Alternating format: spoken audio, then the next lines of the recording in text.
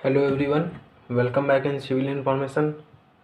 We are going to proceed our next lecture of RCC. तो heading डालिए आप permissible stress in concrete. Permissible stresses in concrete, जैसा कि हम लोग जानते हैं एफसी के कैरेक्टरिस्टिक स्ट्रेंथ होती है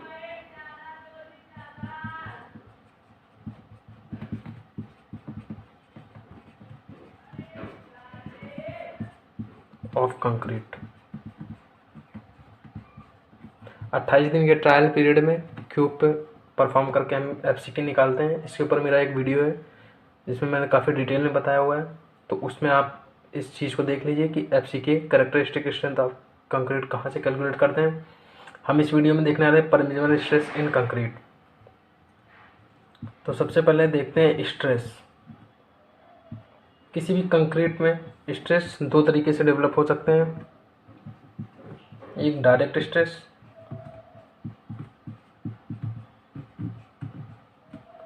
दूसरा बेंडिंग स्ट्रेस।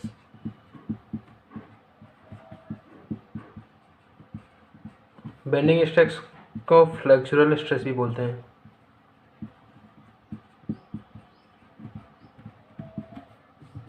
डायरेक्ट स्ट्रेस जो होते हैं वो हमारे दो तरीके के होते हैं, डायरेक्ट कंप्रेसिव स्ट्रेस और direct tensile stress.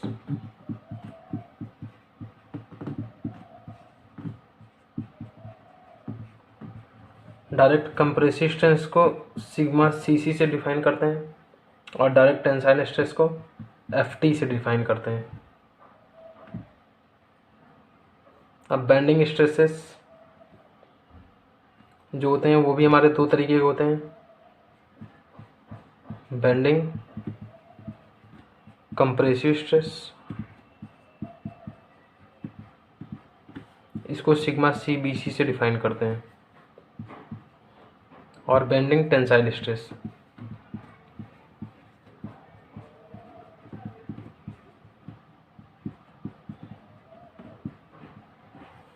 Bending tensile stress को एफ सी आर से डिफाइन करते हैं, जिसको मॉडुलर रैप्चर भी बोलते हैं।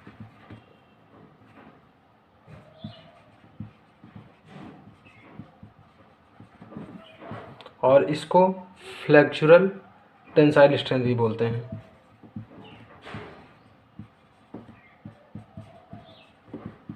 Tensile strength.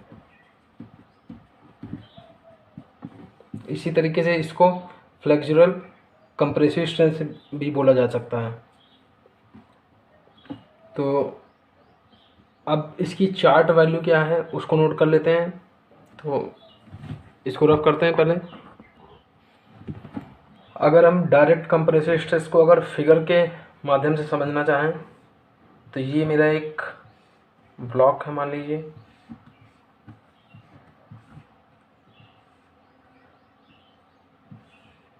इस पर एक लोड लग रहा है पी।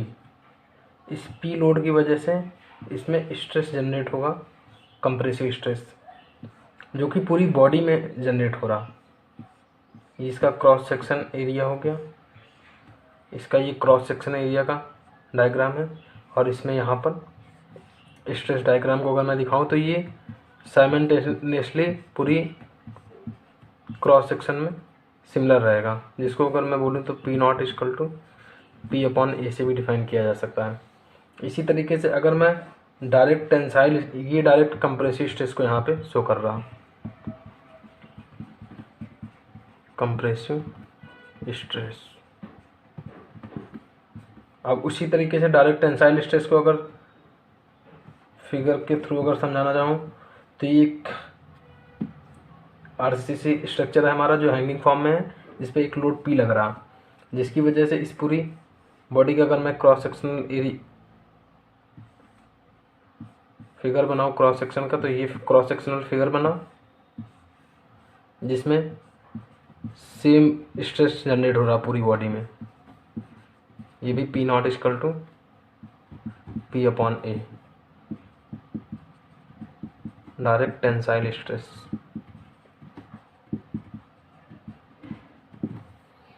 अब इसी तरीके से अगर मैं बेंडिंग स्ट्रेस को अगर समझाना चाहूँ, बेंडिंग स्ट्रेस को समझते हैं यहाँ पे।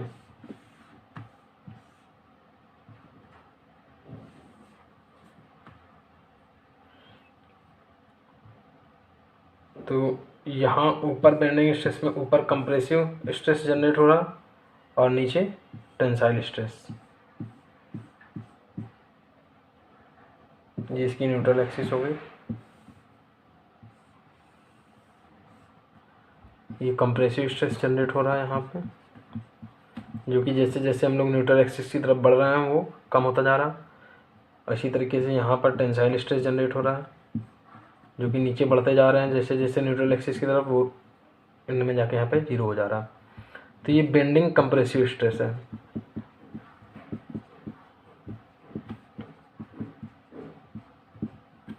और ये बेंडिंग टेंसाइल स्ट्रेस है।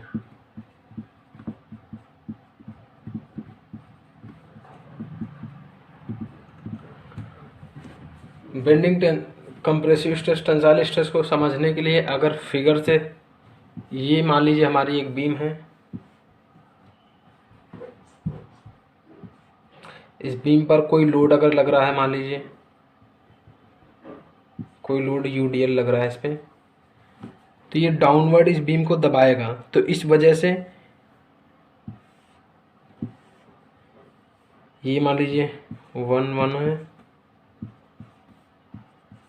ये जो पॉइंट है यहाँ के, ये कंप्रेस होके पास आना चाहेंगे। मतलब कि अगर मैं इसको अगर शो करूँ तो इस पे अगर कंप्रेसिव फोर्स एक लगेगा, अगर एक कंप्रेसिव फोर्स अगर मैं ऊपर से लगाऊंगा, इस मार्कर से मैं अगर कंप्रेसिव फोर्स लगाऊंगा, तो ये जो स्केच के आगे का भाग है वो इस तरीके से बेंड होने लगेगा, इस तरीके से ये शो करेगा। और ये जो नीचे का पोर्शन है ये दूर जाएंगे, तो ये इस तरीके से हो जाएगा। तो ये ऊपर हमारा कंप्रेसिव जनरेट हो रहा, नीचे टेंसाइल जनरेट हो रहा। वही यहाँ पे शो किया गया है, bending compressive stress, bending tensile stress को यहाँ पे शो किया गया है। और अगर इस फिगर को अगर मैं बनाऊँ,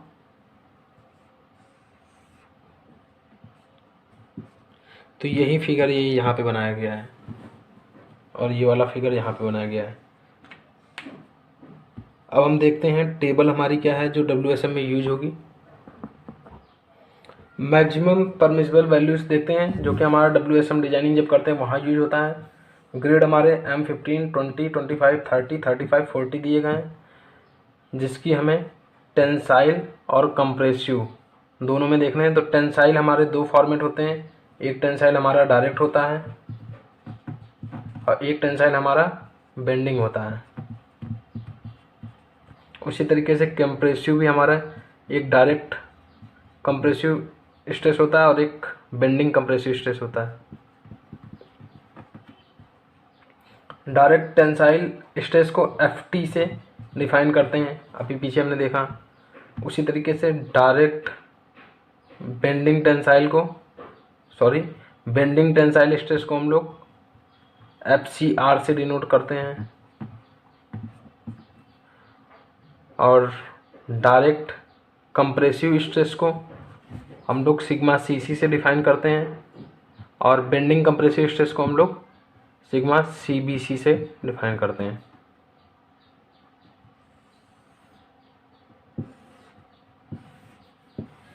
ये वैल्यू नोट कर लेते हैं हम लोग। तो यहाँ पे वैल्यू M15 के लिए FT की वैल्यू हो जाएगी 2, 2.8, 3.2, 3.6, 4.0, 4.4। इसी तरीके से ये वैल्यू होगी 2.71, 3.13, 3.5, 3.83, 4.14। ये IS कोड में हमको मिल जाएगी टेबल। 4.0, 5.0, 6.0, 8.0, 9.0 और 10.0। इसी तरीके से 5, 7, इसके बाद 8.5, फिर 1.5 इसमें ऐड कर देना है, 10, 11.5 और ये 13.0। तो ये जो है वैल्यू ये डायरेक्ट यूज होंगी न्यूमेरिकल फॉर्म में। तो इस टेबल को आप फटाफट बना लीजिए, फिर हम लोग अपना चालू करते हैं वर्किंग स्ट्रेस मेथड, क्योंकि ये वैल्यू वर्किंग स्ट्रेस मेथड में यूज होंगी। वर्किंग स्ट्रेस मेथड को मॉडुलर रेशियो मेथड भी बोलते हैं।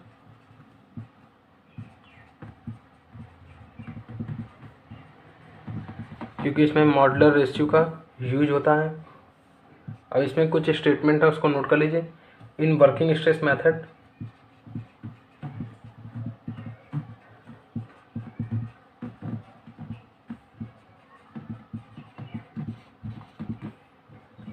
Design based on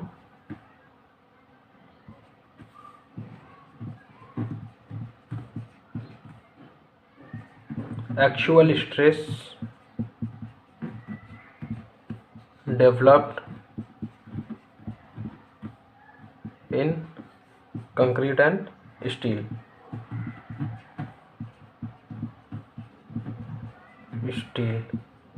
due to actual load on structure called working load। Working load की वजह से जो स्ट्रक्चर में स्ट्रेस जनरेट होगा और उसका इफेक्ट जो स्टील और कंक्रीट पर पड़ेगा, तो उन स्ट्रेसेस को ध्यान में रखते हुए हम इसकी डिजाइनिंग करेंगे। ये स्टेटमेंट ये बोल रहा है। सेकंड स्टेटमेंट बोल रहा है load are not factored in WSM। Loads are not factored in WSM। Load को हमें फैक्टर नहीं करना है, factor of safety. Next statement है factor of safety applied only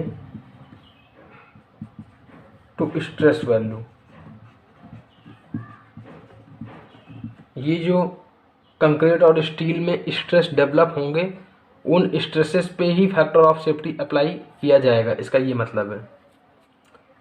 और उसके बाद नेक्स्ट स्टेटमेंट क्या है, permissible stresses found after applied factor of safety. और जो भी हम यहाँ पर कंक्रीट और स्टील के जो भी, जैसे कंक्रीट का जो भी ग्रेड यूज करेंगे और स्टील का जो भी ग्रेड यूज करेंगे, तो उनकी जो कैरेक्टरिस्टिक स्ट्रेंथ होगी और यील्ड स्ट्रेंथ होगी स्टील की, उस पर फैक्टर ऑफ सेफ्टी जब अप्लाइड कर देंगे तो वो जो स्ट्रेसेस होंगे वो हमारे कन्वर्ट हो जाएंगे परमिसिबल स्ट्रेसेस में, जो कि यहाँ पे बोल रहा है factor of safety applied only to stresses value, तो वहाँ पे यूज करना है। अब इसके बाद हम देखते हैं कि फैक्टर ऑफ सेफ्टी कंक्रीट के लिए और स्टील के लिए कितनी कितनी लेते हैं। फॉर कंक्रीट, फॉर स्टील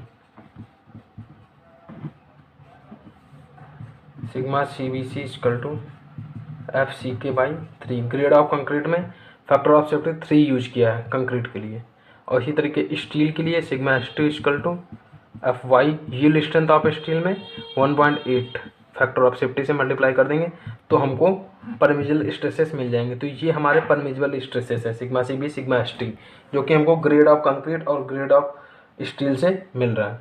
तो यही चीज़ स्टेटमेंट पीछे बोला था। अब इसमें अगली हेडिंग हम डालते हैं एजम्पशन। क्या एजम्पशंस को लेकर हम डिजाइनिंग करेंगे। ये IS कोड में IS 456/2000 के पेज नंबर 80 में ये एजम्पशन दिए गए हैं। तो 2 एजम्पशन को यूज करेंगे जो बहुत ही इंपॉर्टेंट है, तो नोट कर लीजिए। At any section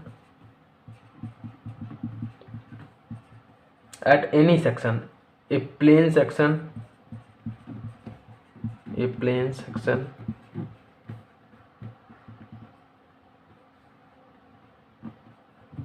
section before bending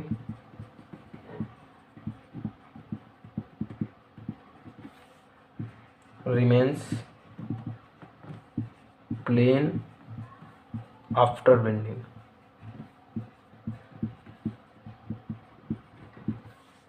यानी कि प्लेन सेक्शन हमारा उसमें कोई चेंजमेंट नहीं आएगा, वो बेंडिंग से पहले जैसा होगा, बेंडिंग के बाद भी वैसा होगा। इसी वजह से हम लोग क्रॉस सेक्शन पर स्टडी करते हैं। सेकंड क्या कह रहा है, इसी वजह से हमारा स्ट्रेन डायग्राम जो बनेगा वो लीनियरली होता है, उसमें प्रॉपर तरीके से दिया गया है। अभी हम लोग देखते हैं सेकंड स्टेटमेंट हमारा क्या है, all tensile stresses are taken by steel only. ये बहुत इंपॉर्टेंट स्टेटमेंट है। एंड नन बाय कंक्रीट, मतलब कह रहा है कि जो भी टेंसाइल स्ट्रेसेस जनरेट होगा वो सिर्फ और सिर्फ taken by steel only and none by concrete. तो ये स्टेटमेंट की वजह से बहुत ढेर सारे, अब इस स्टेटमेंट को एक्सप्लेन करने के लिए बहुत ढेर सारी चीज़ें हमें समझनी पड़ेंगी। इसमें कह रहा है, और ये जो स्टेटमेंट होता है यहाँ पे आप चाहे लिख लीजिए, statement is valid for cracked section. और ये जो स्टेटमेंट है, ये स्टेटमेंट क्रैक्ड सेक्शन के लिए ही वैलिड होता है। इस वजह से WSM की स्टडी जो होती है, वर्किंग स्ट्रेस मेथड की स्टडी जो है, हम लोग क्रैक्ड सेक्शन की स्टडी, क्रैक सेक्शन में इसकी स्टडी करते हैं। तो अभी इसको रफ करते हैं। तो सबसे पहले हम लोग क्रैक्ड सेक्शन समझ लेते हैं क्या होता है।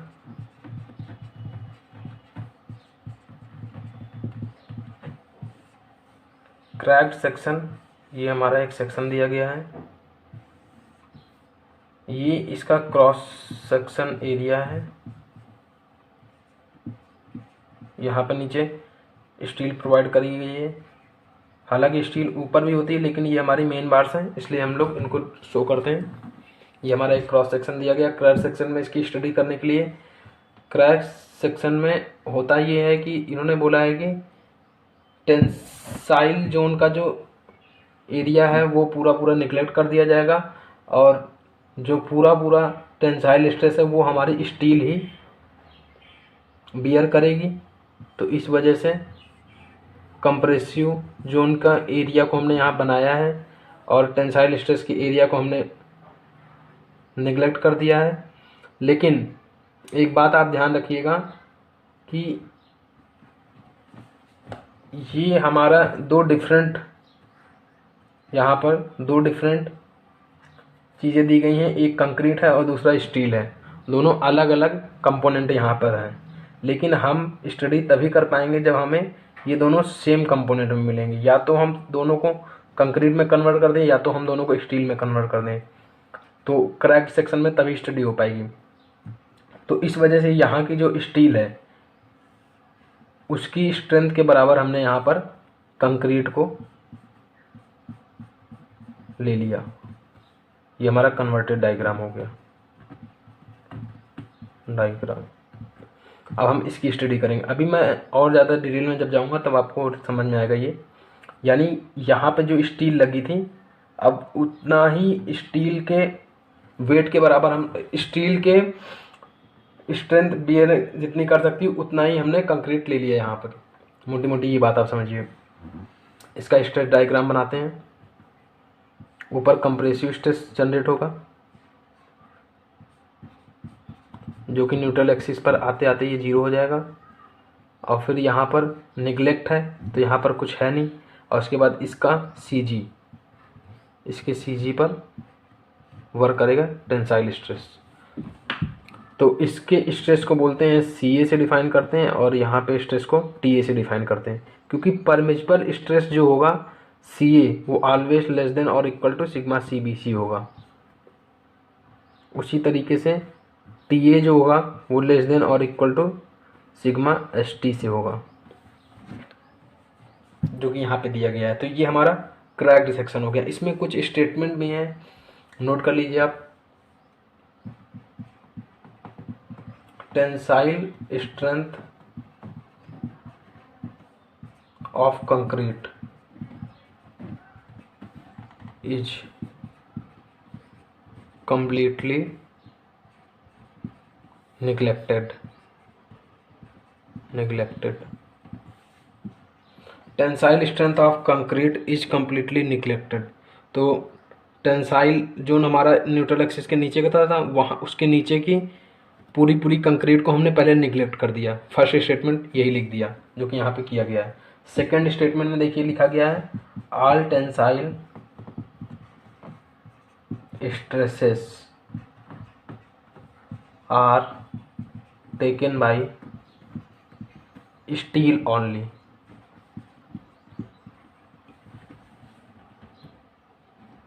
स्टील के द्वारा ही टोटल बियर की जाएगी। अच्छा, यहाँ पर एक चीज़ ध्यान रखिएगा, F T is always greater than F C R. ये होगा, ये क्रैक सेक्शन को शो करता है, ऐसे कहते हैं। और all tensile stresses are taken by steel only, ये हो गया हमारा सेकंड स्टेटमेंट। थर्ड स्टेटमेंट देखिए क्या है, area of concrete, area of concrete on tension side, on tension side is completely neglected।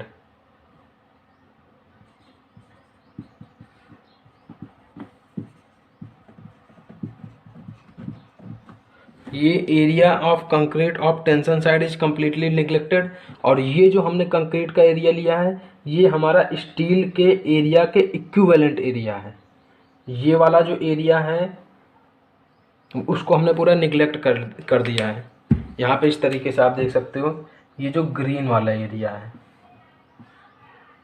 ये ग्रीन वाला पूरा एरिया हम लोगों ने निगलेक्ट कर दिया है। और ये जो ब्लैक 3 बॉल हैं इसके इक्विवेलेंट एरिया कंक्रीट में कन्वर्ट करके यहाँ पे हमने लगा दिया है। तो इस तरीके से हम क्रैक्ड सेक्शन की स्टडी में आगे बढ़ रहे हैं, जो कि हम WSM के में इन्वॉल्व हो रहे हैं धीरे धीरे। तो इसको आप नोट करिए, ये तीनों स्टेटमेंट नोट करिए, फिर मैं इसको रफ करता हूँ। अब हम मॉडुलर रेशियो को समझ लेते हैं। मॉडुलर रेशियो को स्मॉल m से डिफाइन करते हैं, क्योंकि WSM is the combination of crack section and modular ratio. तो दोनों को हम लोगों को पहले समझना पड़ेगा, फिर हम WSM को अच्छे से समझ पाएंगे। तो इट इज़ द रेशियो, लिख लीजिए, it is ratio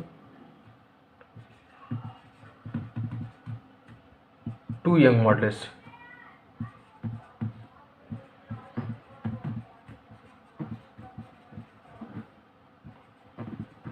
of elasticity. तो small m equal to elasticity of steel to the elasticity of concrete से इसको डिफाइन करते हैं। अब देखिए 3 फॉर्मेट में मॉडुलर रेशियो कैलकुलेट किया जा सकता है। एक हो गया short term value. Short term value m की क्या होती है, m equal to steel elasticity of steel to the elasticity of concrete. अच्छा, सभी प्रकार के स्टील का इलास्टिसिटी होती है 2.8 इंटू 10⁵। तो उसको ले लेते हैं इलास्टिसिटी ऑफ कंक्रीट। ये फार्मूला IS कोड में दिया है 5000√FC। यहाँ पे M20 की वैल्यू निकाल रहे हैं हम लोग। तो यहाँ पर M20 अगर रखते हैं और कैलकुलेट करेंगे तो ये हमारा आ जाएगा 8.94। इसी तरीके से लॉन्ग टर्म में वैल्यू निकालते हैं M की। M20 के लिए ही निकालनी है, इसकी भी M20 ग्रेड के लिए। तो M equal to elasticity of steel to the elasticity of concrete at long time.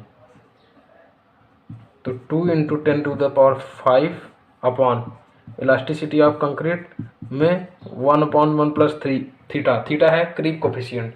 Creep coefficient से जब हम यहाँ पर डिवाइड कर देते हैं तो ये हमें लॉन्ग टाइम में मॉडुलर रेशियो की वैल्यू देने लगता है। जहाँ पर M20 के लिए थीटा की वैल्यू होती है 1.6। ये IS कोड में डिफाइन है, ये भी टेबल। तो यहाँ पर और EC की वैल्यू फिर उसी तरीके से 5000√FC के ले लेंगे, 2 इंटू 10⁵ इंटू 5000√FC के।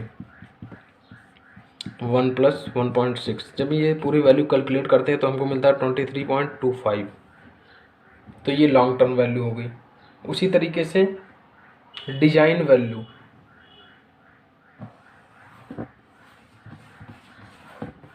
इसको निकालते हैं।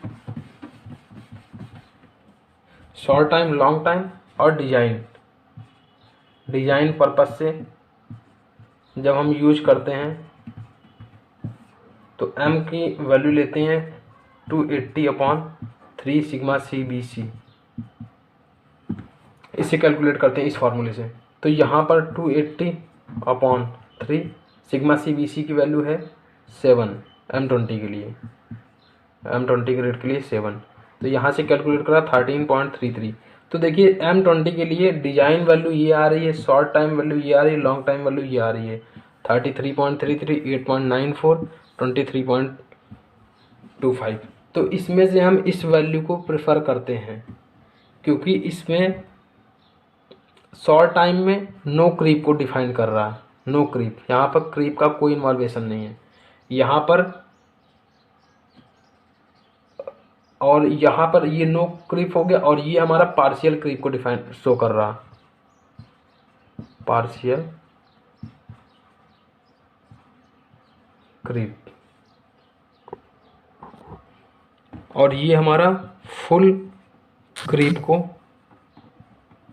शो कर रहा, फुल क्रीप इफेक्ट को यहाँ पर शो कर रहा है। तो हम लोग पार्शियल क्रीप को लेकर डिजाइनिंग करते हैं, तो इसलिए इस वैल्यू को प्रेफर करेंगे। ये चीज़ तो हमें समझ में आई मॉडुलर रेशियो कि ये फार्मूले हैं, यहाँ से कैलकुलेट कर सकते हैं। इसी फार्मूले का यूज होगा, ये इंपॉर्टेंट फार्मूला है, इसको आप नोट करिए। अब हम देखते हैं कि मॉडुलर रेशियो की हेल्प से हम लोग मटेरियल को एक मटेरियल से दूसरे मटेरियल में चेंज करके किस तरीके से काम कर सकते हैं। तो इसको भी रफ करते हैं। यहाँ पर इफ़ेक्ट समझते हैं हम लोग। ये हमारी एक बीम दी गई है, इसमें ये हमारे स्टील है,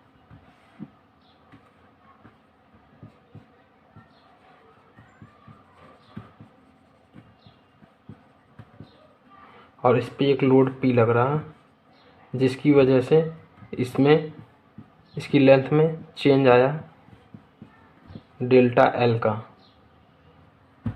तो अब देखिए एक स्टेटमेंट आप सब जानते हो कि स्टील और कंक्रीट में डिफॉर्मेशन या चेंज जो होगा वो सेम होगा। तो वही स्टेटमेंट का मैं यहाँ यूज करने वाला हूँ।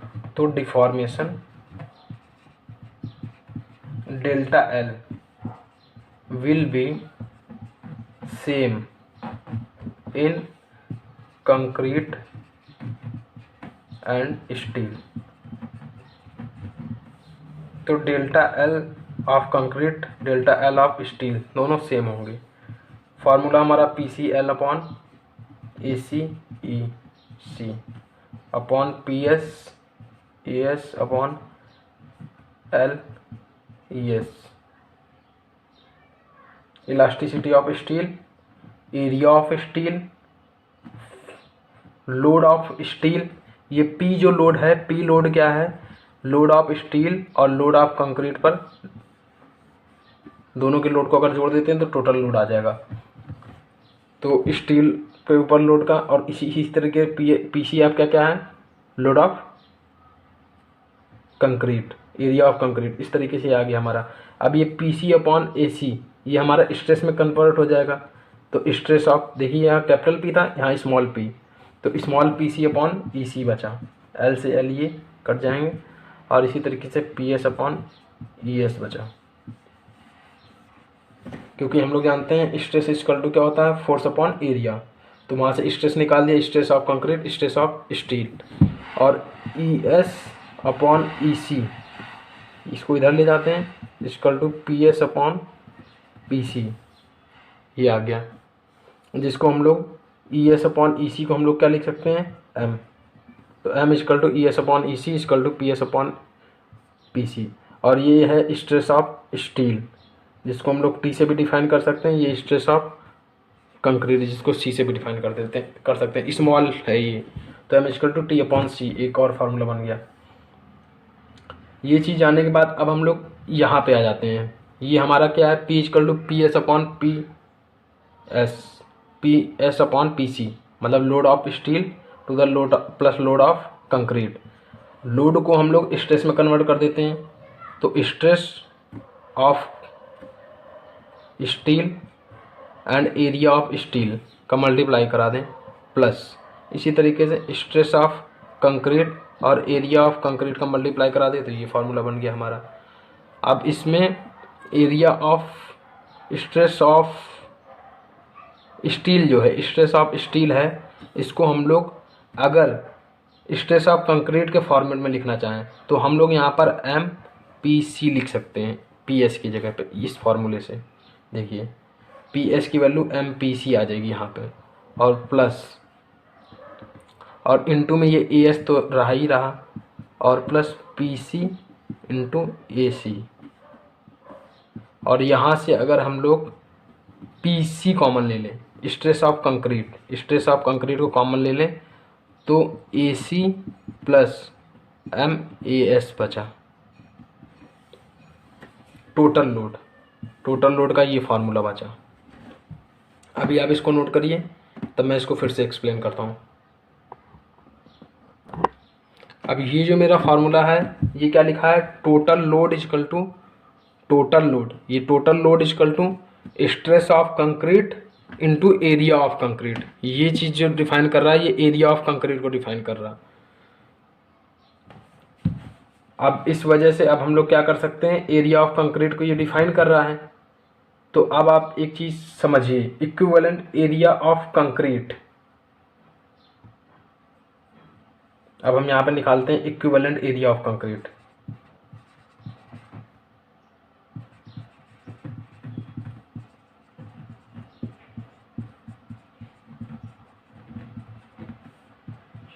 इक्विवेलेंट एरिया ऑफ कंक्रीट, अब देखिए ये मेरा क्रॉस सेक्शन दिया गया है, ये स्टील इसमें है,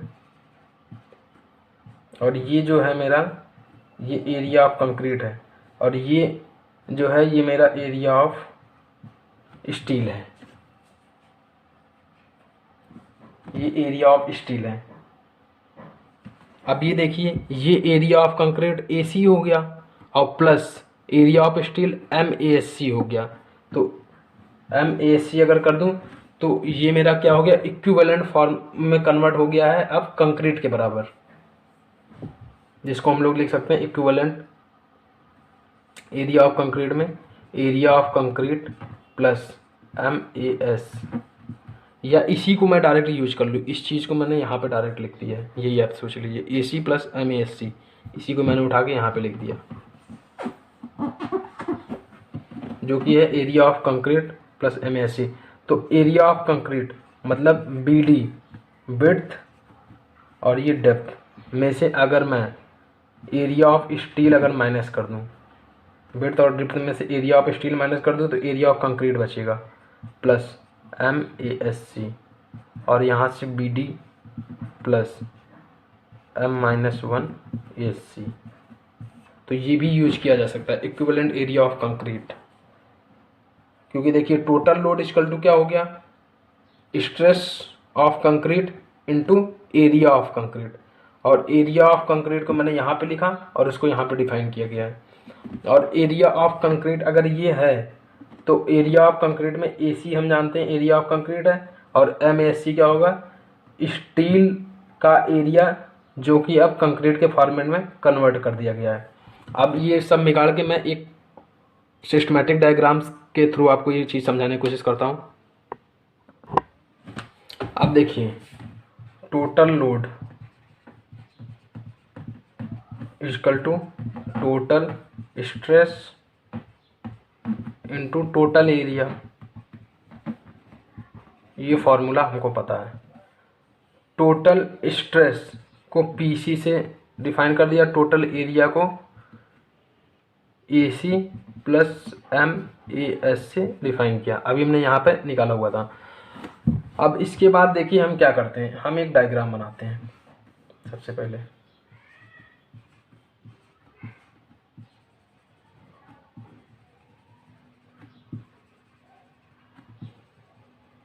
ये एरिया ऑफ कंक्रीट हो गया। अब यहाँ पर आप देखिए, यहाँ पर टू मटेरियल हैं, two material, one is concrete and other is steel, दो मटेरियल यहाँ पर है। और टोटल एरिया जो है वो है AC plus AS। Total area यहाँ पर AC प्लस AS है इस फॉर्मेट में। लेकिन अब ये जो स्टील है, इस स्टील को हम लोग निकाल लेते हैं। निकाल लिया तो यहाँ पर वैकेंट हो गया, खाली स्थान हो गया। और इसी स्टील को हम लोगों ने क्या करा, एक तरीके से समझाने के लिए बता रहा हूँ, इसको गला लिया। गला के इसका वेट और डेंसिटी के बराबर हम लोगों ने क्या करा, इक्विवेलेंट कंक्रीट लिया और उस इक्विवेलेंट कंक्रीट को इसी कंक्रीट के चारों तरफ लगा दिया। तो ये इक्विवेलेंट कंक्रीट हो गया, इक्विवेलेंट कंक्रीट, जो कि किसके इक्विवेलेंट है, इस स्टील के इक्विवेलेंट है, जिसका एरिया कितना है, MAS है, जो यहाँ पे दिया गया है। और एरिया ऑफ कंक्रीट क्या है, ये दिया गया AC।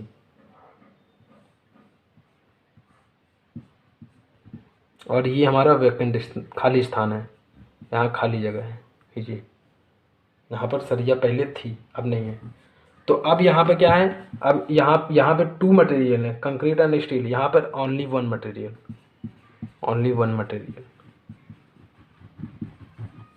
कंक्रीट। अब इसमें total area AC plus MAS, या फिर जो हम लोगों ने निकाला था कि BD प्लस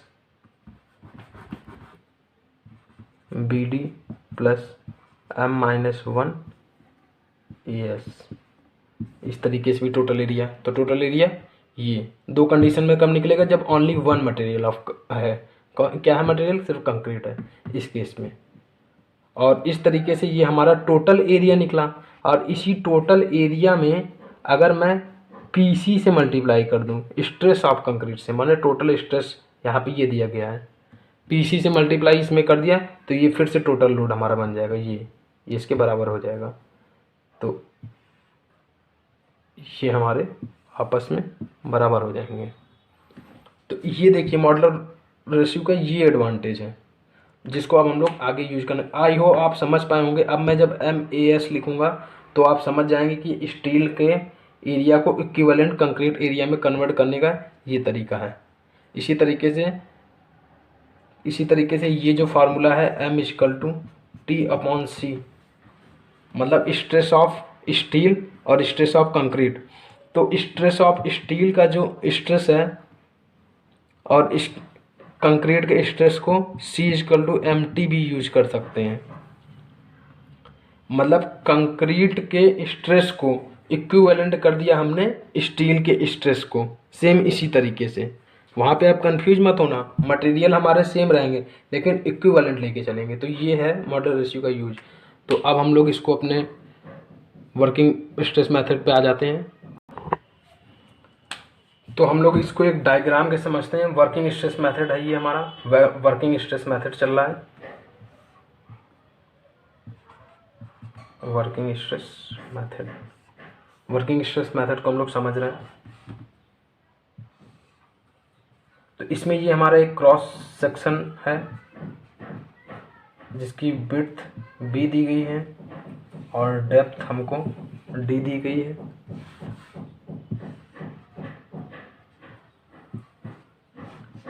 डेप्थ D दी गई है और इसमें एक न्यूट्रल एक्सिस है।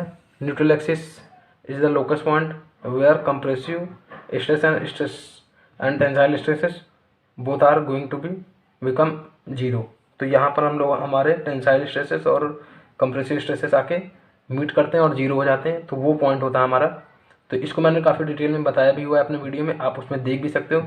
ये एक्स से डिस्टेंस हो गई, मतलब actual depth of neutral axis, axis से डिफाइन करते हैं। और यहाँ पर हमारे मेन बार्स लगे हुए हैं स्टील, जिसका एरिया AST है और स्ट्रेस सिग्मा ST है स्ट्रेस, और इसके सेंटर से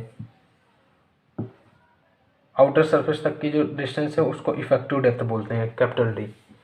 ये इफेक्टिव डेप्थ दी गई है। अब हम इसका क्रैक्ड वर्जन में स्टडी करते हैं। क्रैक्ड वर्जन में हम ये स्टील लेंगे नहीं, इस स्टील के इक्विवेलेंट हम यहाँ पर कंक्रीट लगा देंगे।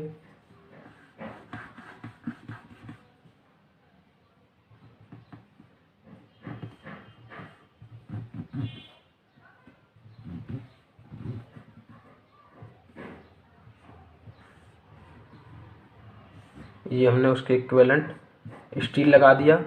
अच्छा, इस स्टील को अब देखिए, इस AST में अगर मैं m का मल्टीप्लाई कर दूं तो आप मत पूछिएगा कि, क्योंकि ये देखिए इक्विवेलेंट है, इसके पीछे हम लोग मॉड्यूलर रेशियो में पढ़ चुके हैं। और ये हमारा कंक्रीट हो गया। एक चीज़ ध्यान दीजिएगा, यहाँ पर 2 मटेरियल है, यहाँ पर सिंगल 1 मटेरियल है, सिर्फ कंक्रीट। अब हम इसकी स्टडी कर रहे हैं। अब हम इसका स्ट्रेस डायग्राम यहाँ पर बनाते हैं। ऊपर हमारा कंप्रेसिव फोर्स है। कंप्रेसिव फोर्स टॉप पर मैक्सिमम होता है और फिर कम होता है उसके नीचे, फिर कम होते होते होते ये न्यूट्रल एक्सिस पे आकर 0 हो जाता है। और ये टेंसाइल स्ट्रेसेस भी हमारे यहाँ पर मैक्सिमम होते हैं और ये कम होते होते यहाँ पर 0 हो जाते हैं।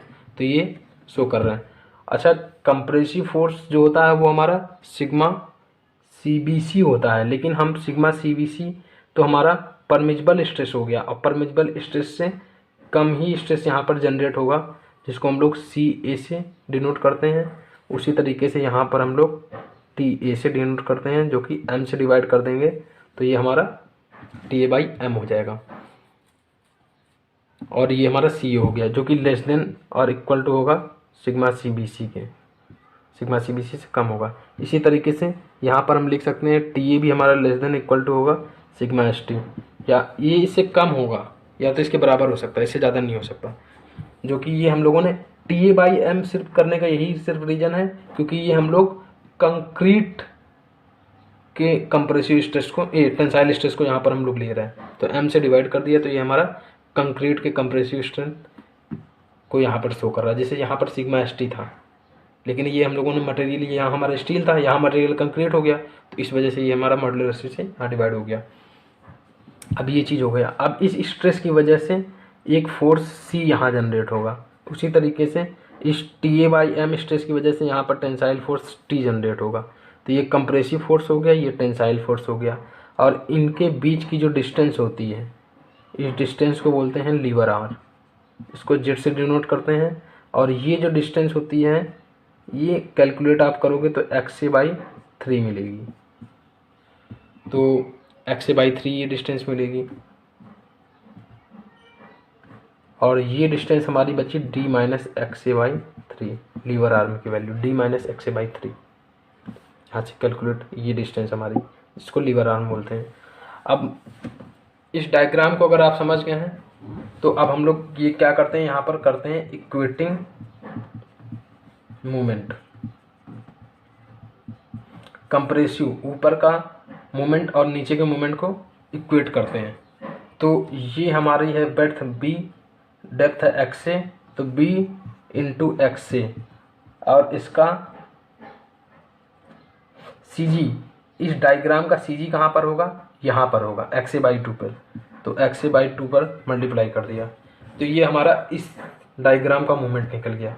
वो इक्वल होगा किसके, इस डायग्राम के। तो इसका एरिया हमारा MAST, ये एरिया हमको दिया गया है, इंटू ये डिस्टेंस। ये डिस्टेंस हमारी कितनी होगी, ये टोटल मेरी डिस्टेंस है, ये टोटल डिस्टेंस दी गई है D, ये टोटल डिस्टेंस हमको यहाँ पर D दी गई है। D में XA लेस कर देंगे तो ये बचेगी D-XA, D-XA। तो यहाँ पर D-XA का मल्टीप्लाई कर दिया। तो ये मेरी इक्वेटिंग मूवमेंट को इक्वेट करने पर एक इक्वेशन ये बनी। इसका यूज किया जाता है XA कैलकुलेट करने में, actual depth of neutral axis calculate करने में इसका यूज किया जा सकता है। तो आगे हम लोग यूज करेंगे, तो ये आपको समझाने के लिए यहाँ पे ये किया गया है। अब सेकंड देखिए, इस डायग्राम में ये वैल्यू जो है ये वैल्यू है सी ए अपॉन, और ये वैल्यू जो है ये एक्स ए है, सी ए अपॉन एक्स ए इस डायग्राम में। इसी तरीके से ये वैल्यू जो है टी ए बाई एम है, और ये वैल्यू हमारी कितनी है डी माइनस एक्स ए। एक ये इक्वेशन मेरी बनी और एक इक्वेशन ये बनी, ये सब फार्मूले हैं, ये सब फार्मूले डिराइव हो रहे हैं। तो इनका यूज होगा एक्स ए कैलकुलेट करने में, सी ए कैलकुलेट करने में भी हो सकता है, टी ए कैलकुलेट करने में भी हो सकता है, तो या फिर इफेक्टिव डेप्थ कैलकुलेट करने में हो सकता है। तो जहाँ जहाँ रिक्वायरमेंट होगी उस तरीके से यूज होगा। अब एक चीज़ ध्यान रखिए, यहाँ पर कंप्रेसिव बेंडिंग मोमेंट और टेंसाइल बेंडिंग मोमेंट को इक्वेट किया गया। इसी तरीके से कंप्रेसिव फोर्स और टेंसाइल फोर्स आपस में बराबर होंगे। ये कंप्रेसिव फोर्स जो कि ये कंप्रेसिव स्ट्रेस की वजह से जनरेट होगा, ये टेंसाइल फोर्स के बराबर होगा। तो compressive force C equal to T के बराबर होगा, जो कि निकालेंगे हम लोग किस तरीके से, एरिया, ये एरिया मतलब इस कंप्रेसिव जोन का एरिया। तो एरिया कितना हो गया बी इंटू एक्स से, इसका एरिया, इस डायग्राम का एरिया बी इंटू एक्स से। और इसमें स्ट्रेस कितना लग रहा है, इस जगह टॉप पर सी ए है और यहाँ पर जीरो है, तो यानी C A plus zero by two, इतना स्ट्रेस जनरेट हो रहा है। तो ये बचा हमारा सी ए बाई टू, तो B A into X A into C A by two, C A plus zero by two ये करेंगे इंटू। अब इसी तरीके से एरिया, यहाँ का एरिया क्या है M into A S T, और यहाँ का स्ट्रेस कितना है टी ए बाई एम, दोनों को मल्टीप्लाई कर देंगे, एम से एम कट जाएगा, ए एस टी इंटू टी ए। तो यहाँ का फोर्स कितना आ गया ए एस टी इंटू टी ए, ये फोर्स आ गया। तो ये आपस में बराबर होंगे। और ये जेड, जेड हमारा लीवर आर्म है, D minus X A by three liver arm. तो ध्यान रखिएगा बेंडिंग मोमेंट निकालने के लिए एम जेड और टी जेड कोई भी फार्मूला यूज कर सकते हैं, सॉरी एम नहीं सी जेड। सी क्या है कंप्रेसिव फोर्स और टी क्या है टेंसाइल फोर्स, और जेड क्या है लीवर आर्म, जेड क्या है लीवर आर्म, लीवर आर्म की वैल्यू क्या है D minus X A by three. तो ये हमने एक डायग्राम में इतनी चीज़ें समझी वर्किंग स्ट्रेस मेथड में।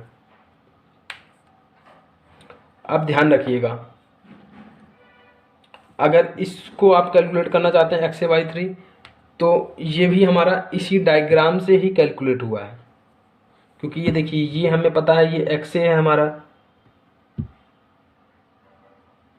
ये हमारा एक्स ए है, ये हमें इफेक्टिव डेप्थ दी गई है डी, तो ये हमारा सी ए है, ये हमारा एक ट्रायंगुलर फॉर्म दिया गया है।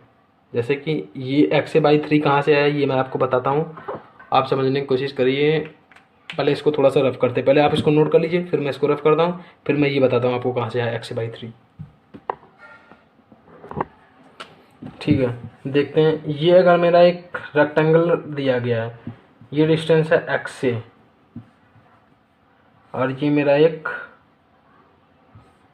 ट्रायंगल दिया गया है, ये डिस्टेंस है एक्स से। तो अगर मैं कहूँ इसका सी जी कहाँ पर होगा, तो आप बता दोगे एक्स से बाई टू पे होगा, लेकिन ये ट्रायंगुलर फॉर्म है तो इसका सी जी एक्स से बाई टू पर नहीं होगा, ऊपर से एक्स से बाई थ्री और इधर से टू बाई थ्री एक्स ए पे होगा। तो वही चीज़ इसका सी जी यहाँ पर लाई कर रहा है, वहीं पर फोर्स लाई करेगा सी, उसी वजह से ये value x A by three थी, तो वहाँ से ये हमें समझ में आया। अब हम देखते हैं बेंडिंग मोमेंट की जो इक्वेशन है हमारी सी जेड और टी जेड, उसका यूज प्रॉब्लम में किस तरीके से करेंगे। देखिए बेंडिंग मोमेंट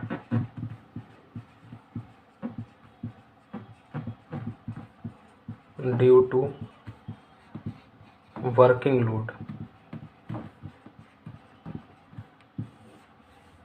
तो बेंडिंग मोमेंट इक्वल टू होता है सी जेड और टी जेड, कुछ भी यूज कर सकते हैं। सी जेड को अगर यूज करते हैं तो B into X A into C A by two और lever arm D minus X A by three. इसी तरीके से टी जेड के लिए A S T into T A D minus X A by three. दोनों में से कोई भी यूज कर सकते हैं जो हमारे पास डाटा गिवन होगा। अलग अलग सिचुएशन पे अलग अलग कंडीशन पे भी यूज होगा, उसको भी हम लोग डिस्कस करेंगे। अगर अब देखते हैं मूवमेंट, ये movement due to working load है, और movement of resistance, movement of resistance MOR। अब MOR हमको निकालना है बेंडिंग मोमेंट, फिर यहाँ CZ लिखा, तो देखिए B इंटू एक्स ए। अब CA क्या हो जाएगा हमारा, CA जो है अभी हमारा लेस देन है सिग्मा CBC के परमिशन, लेकिन मोमेंट ऑफ रेजिस्टेंस के केस में CA हमारा सिग्मा CBC के बराबर हो जाएगा, यानी सिग्मा CBC बाई 2 और D minus X A by 3। और या फिर यहाँ पर हम लोग XA को XA ना लिखकर XC भी लिख सकते हैं, critical actual depth of neutral axis और critical depth of neutral axis, तब क्रिटिकल कंडीशन होगी ना। अब इसी जगह पे TZ के लिए भी EST इंटू, अब ये यहाँ पर TA क्या है, लेस देन है सिग्मा ST के, लेकिन यहाँ पर सिग्मा ST के बराबर हो जाएगा, तो D minus XC by 3। Formula यही रहा, XA की जगह XC हो गया और सिग्मा CA की जगह सिग्मा CB, TA की जगह सिग्मा ST। तो ये हमारा गया मोमेंट ऑफ रेजिस्टेंस। तो अब हम ये सब इक्वेशंस को किस तरीके से अप्लाई करेंगे, उसके लिए हम सबसे पहले देखते हैं डिफरेंट टाइप ऑफ सेक्शंस। हमारे सेक्शन क्या होते हैं WSM में, तो देखिए डिफरेंट टाइप ऑफ सेक्शन में हमारा अंडर रेनफोर्स सेक्शन होते हैं, ओवर रेनफोर्स सेक्शन होते हैं और बैलेंस सेक्शन होते हैं। ओवर रेनफोर्स सेक्शन की जो डिजाइनिंग होती है वो डबली रेनफोर्स में की जाती है, मतलब किसी भी सेक्शन को ओवर रेनफोर्स सेक्शन में डिजाइन ना करके हम इसे डबली रेनफोर्स्ड की तरीके डिजाइन कर दे तो वो ज़्यादा बेटर होगा। तो वो सब चीज़ें हम लोग डिटेल में देखेंगे अपने नेक्स्ट वीडियो में। अंडर सेक्शन रेनफोर्स सेक्शन क्या होते हैं, ओवर रेनफोर्स सेक्शन क्या होते हैं, बैलेंस सेक्शन क्या होते हैं, इनकी स्टडी किस तरीके से होती है, और फिर हम लोग बढ़ेंगे अपने डब्ल्यू रेनफोर्स सेक्शन की तरफ। अभी हम लोग सिंगली रेनफोर्स सेक्शन को ही पढ़ रहे हैं। सिंगली रेनफोर्स का मतलब ये है रेनफोर्समेंट हम लोग सिर्फ एक तरफ प्रोवाइड करा रहे हैं, नीचे या ऊपर किसी भी तरफ। तो यहाँ भी हम लोग नीचे की तरफ प्रोवाइड करा रहे हैं। डबली रेनफोर्स्ड सेक्शन में क्या होगा, हम लोग मेन बार्स का यूज दोनों तरफ करते हैं, ऊपर भी नीचे भी। और सिंगली रेनफोर्स्ड जो सेक्शन हमारे होते हैं उसमें ऐसा नहीं है कि हम लोग ऊपर रेनफोर्स नहीं प्रोवाइड कराते हैं, लेकिन वो हमारे सिर्फ रिंग को सपोर्ट देने के लिए, मतलब उनका स्ट्रेंथ कम होती है एक तरीके से ये कह सकते हैं, क्योंकि उन पे हमें ज़्यादा जोर नहीं देना होता है। और लेकिन डबली रेनफोर्समेंट में हमें दोनों जगह डिजाइन करके ही बार्स प्रोवाइड करानी होती हैं। तो thank you very much guys for watching this video.